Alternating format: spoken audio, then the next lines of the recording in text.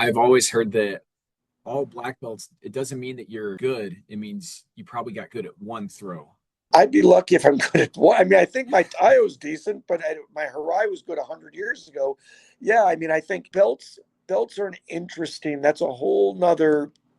You know, we're historically under promoted as a club, which I'm Mhm. not against. It's not something in fact, I like the fact that our lower ranks a lot of times beat higher ranks, but people get really caught up with belts. And I get it because you put the time in and it's a way of seeing your progress in your journey. So the goal could be working towards a belt, but you can't lose sight of the journey where you're becoming a Right. better player and you're enjoying your time in the dojo.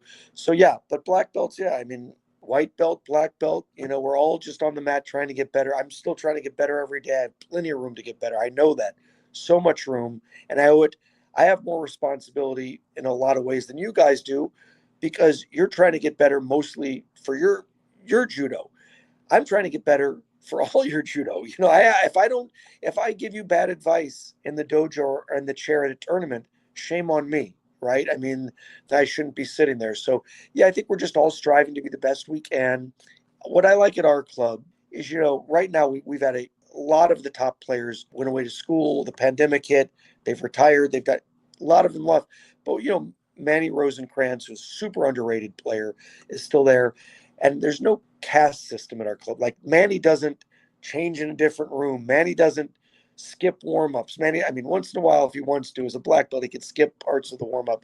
But I love that about our club is the white belt who comes, and in some cases, the white belt their first day is more important that day than the people who've been there 15 years because we want them to feel welcome and warm and welcome them to the family. So yeah, I think being a white belt really exciting as an adult is an exciting prospect because there is a lot to learn.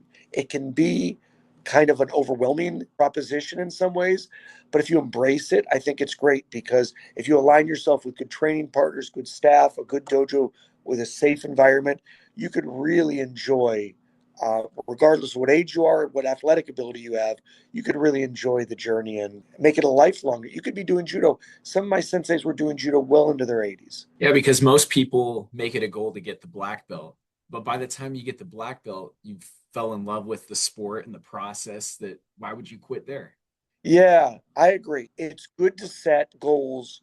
I think it's a tough sport to train. What you guys do, I have so much respect for the athletes who are in the trenches doing the training, competing in tournaments. There's so many easier activities than judo. So I think having a goal of a competition or a belt is important. I think that when you put in time, effort, and energy, and you think you're progressing, those belts are important. They keep you going. I mean, first of all, when you get to black belt, the first five black belts are just black belts, right? So it's just certificates. So it's not like you go out, you're at a party, and you say, "Yeah, I'm a third degree, but I'm a fourth." I mean, I would never do that. I don't think that's what you do. So, like you said, at that point, I think you have the bug. You're probably a lifer at that point. You do it for the love of it and just for lifestyle and improving yourself. But yeah, that's tough. I mean, our sweet spot still is kids, and kids are totally driven by something like a belt promotion. That's without that, they're not mature enough yet to realize I'm getting better, but I have to show patience for the belt.